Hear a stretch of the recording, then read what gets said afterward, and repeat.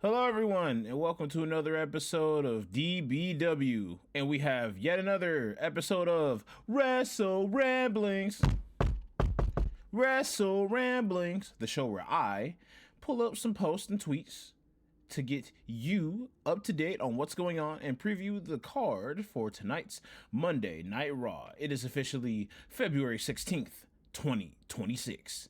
And if you guys are down for that information and you guys want to be part of the community and part of the buzz and part of the talking, please like, comment, and subscribe, and check out our socials in the description box below. And without further ado, let's get into the news.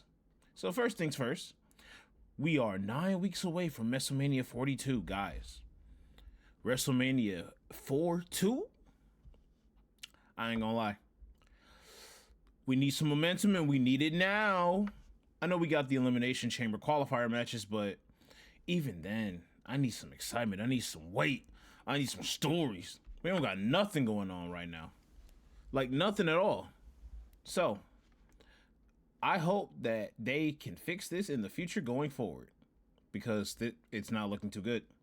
I won't pretend that I know all the ins and outs. I'm not going to pretend to be like a mega super epic booker, but I can tell you that right now, what we're dealing with right now, people are not a big fan of. And that needs to change. I hope they can fix that. Do you agree? Let me know in the comments. And with that, let's get on into the news. And our first story is this. Bianca Belair announces that she will be undergoing finger surgery tomorrow.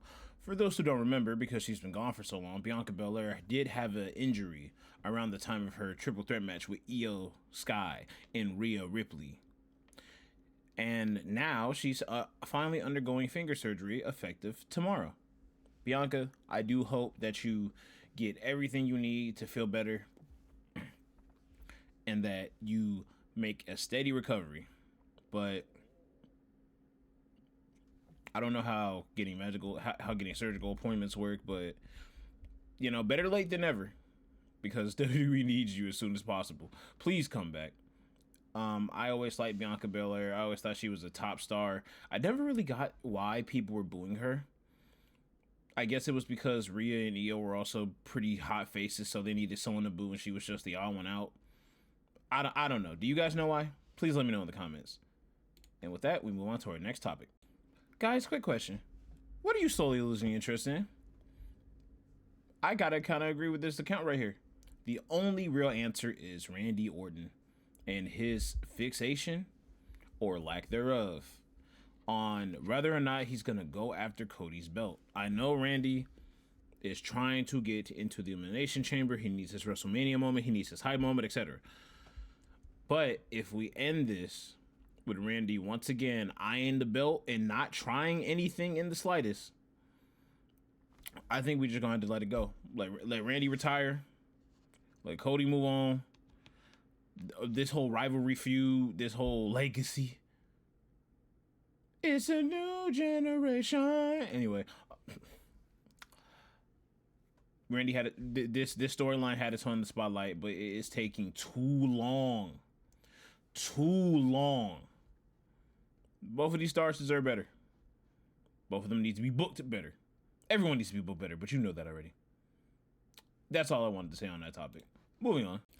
Ladies and gentlemen, how do you feel about this tweet? The group's downfall needs to be studied. Now, I want to advise this, as I do in all the time. Do not go and harass anyone who is shown off in these tweets. This is purely for discussion, and I do not condone that. You cannot be around here if you do that. Thank you. Honestly, yeah. I was saying it before they had their name, and I was saying it now. Division was carried by Seth. No one in Division has any kind of prestige. No one in Division has any kind of power other than like Braun Breaker. But now Braun Breaker is on injury. I still don't know how he did it. You know, I'm still wishing the best for Braun Breaker the person. But Braun Breaker the wrestler also did not get that much attention either where he's supposed to. He lost to Punk. Like last month. Let's not forget. He lost to Punk. That could have been an easy way to put him over. But hey, Roman versus Roman versus Punk for Mania.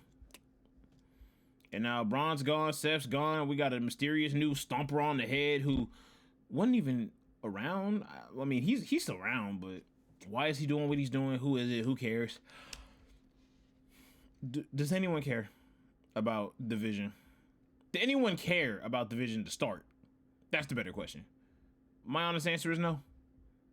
But maybe you got a different opinion. And I'd love to hear it. Please let me know. I would love to know your opinion. But let's move on from Division. Here's a topic I didn't think that they would discuss. They are making Drew look so weak as undisputed champion. For those who didn't catch SmackDown, I don't blame you. Watching these shows for as long as they are with no little content of actually interest, it can get tiring. But Drew was about to cut a segment, and then Cody jumped him, and Drew ran away. I know that Drew's whole shtick is that he's been like this slimy, conniving little guy, but it's still Drew McIntyre. It's kind of hard to sell the little weasel aesthetic when you're built like Thor. You know, like like you won the belt finally, and I feel as though they're just writing it blatantly on the wall that he's just a transitional champion. Come WrestleMania, whoever wins the chamber and fights him is winning, probably. And if he's not, I'll come back and I'll say I made a mistake. I'll hit the Miles Morales. I made a mistake. But until then, Drew needs to be seen being an actual champion instead of just not doing nothing and getting beat up. Why are you running away, bro? You champion. You got nothing. Come on. Come on, Drew. You're better than this.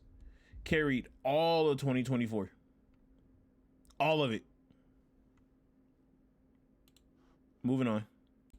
This hurts me because my investment is officially plateauing. Y'all remember the IC title? Y'all remember when Dom won it? Y'all remember when Dom defended it? Then Cena took it, then he got it back. Remember when that meant something? remember when this belt was kind of cool? Remember when they actually let Dom wrestle and he was actually a pretty good wrestler? No, I don't remember that neither. And you shouldn't either, because most of that didn't happen. There is so much that belt could be doing. There's so much that belt should be doing. But there's a lot of what that belt not doing. And it's being defended consistently. Like that's how I feel about a lot of the belts, actually. They're just held to be held. So we have people to market. I was invested in that Dirty Dom stock for a while when he won that belt. But no matches are getting made. No prestige is being risen. No master class is being done. So my stock is plateaued. I might have to like just sell it, put in something else. You know, it's a gamble, but hey, sometimes you got to gamble to make some big bucks. And I love Dom. I love Dom the character. I love Dom the person. But this, like, what are we doing with Dom? Nothing but having him come out with Liv and then be the focal piece to being disrespected and then probably slapped in the face. I know, like, he's supposed to be ain't S kind of guy, but it gets to a point, you know. He needs to do something else, or we need to stop this entirely. Moving on. Here's some funny filler for you. Your birthday month, the birth month you were born in is the finisher you must take by the superstar you got. Why did I get you, Lee? Let's see. Can I take that? No. You got people backstage saying that they do not like wrestling that man. That man wrestled too rough. He got so much to prove. Why me? Why me? I hope you got, well, actually, I looked at the list a second time. I feel bad for anyone born in December. You remember what he did to Speed? I show Speed? You know what? I'll take a punch in the face. Y'all got that. And Randall Markel?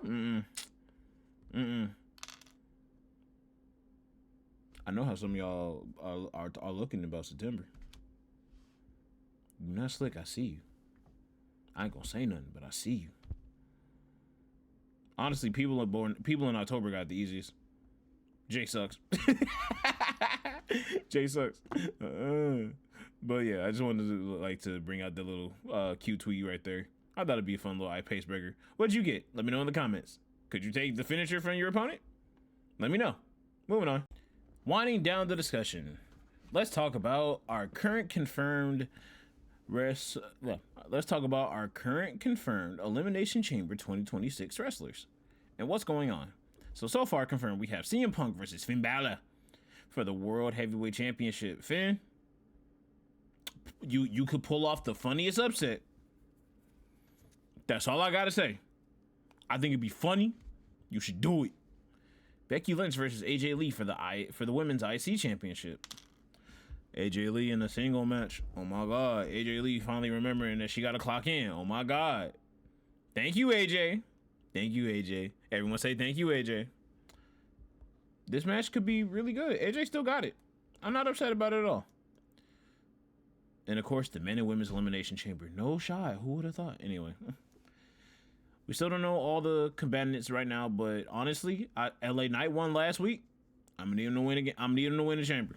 It's about time we put the Rocket on LA Knight. We put it on Jay. James has been rated the most overrated wrestler of 2025. Because he is. Enough. Thank you. But if you guys have any hopes for the chamber, like who out of the men or the women that you want to see win, please let me know. And with that, we move on to our last topic. Hold it. I got one more for you. You thought I was done? Nah. So, WWE held a meeting this week with multiple departments to address the low ticket sales for WrestleMania 42. Management acknowledged that the current numbers are well below expectations, though WWE intends to keep ticket prices as they are. Why? You don't care about your fans. You don't care about your fans in the slightest. All you care about is making the big buck. But how are you going to make the big buck if the general populace can't even go? Why, oh why, is this your idea to keep this going? This makes no sense. It gets worse. WWE has to start seeing that they need to lower their ticket prices. Elimination Chamber, for example, should be sold out, but it's not because prices are so high. I just looked at Ticketmaster and the tickets are way too expensive for the Chicago market. They can't be that expensive. $7,000. No, I'm sorry, $7,000. And that's before tax. You got money like that? That's a house. That's a car. We are not doing that. $1,000. $700 for the nosebleed. No. The cheapest nosebleed seats for WrestleMania 42 in Las Vegas are currently going for $753 for both nights per Ticketmaster. Are we for real? And you got no plans to lower the prices. You know them stock investors gonna be real mad when their money not going up. Them CEOs gonna be real mad when that money not going up, and all you gotta say is, no, we ain't gonna lower the prices. The honeymoon period is over. These ticket prices are asinine.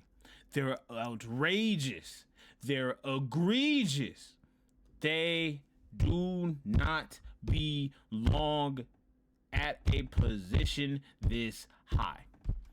WWE, if you want people to be more interested in your product, you have to book a better show.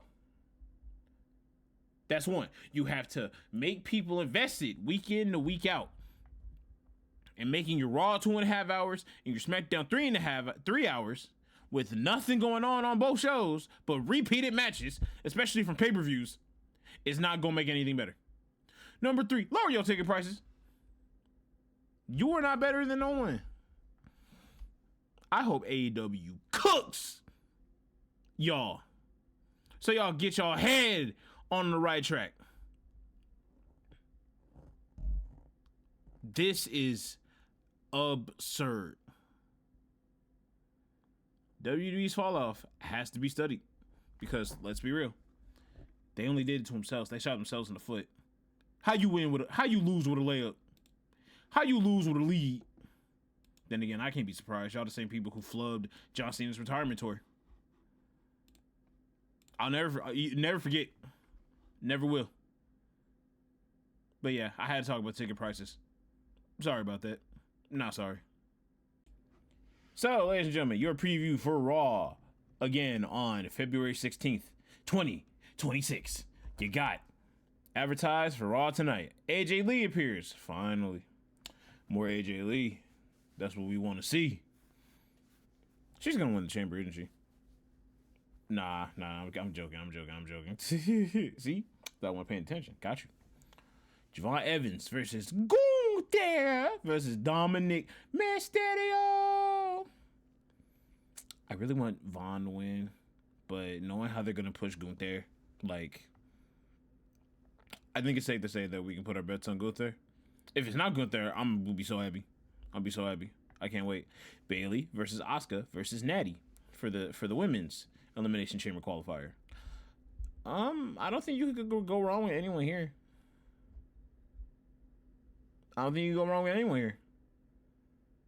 Honestly, everyone has that potential, so give him the moment. Obafemi advertised to appear. Did he pick a brand? Did he pick a brand?